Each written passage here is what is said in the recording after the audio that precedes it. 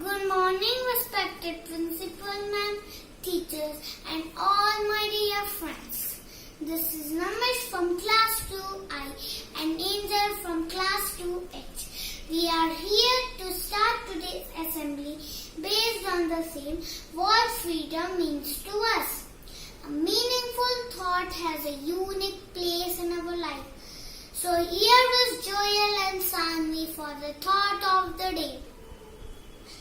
Now let's move forward to be ready to listen a responsibility song. I am sure the soothing voice of a friend will help us understand the topic what freedom means to us. What freedom means to us? Yes, you are right. We have the freedom to go to school where we get educated and become more confident. Our skit is based on this theme. Now I understood what freedom actually means. I request Principal Ma'am to share her views for a subject of the what freedom means to us. A few words of encouragement and taking up this wonderful topic. Thank you.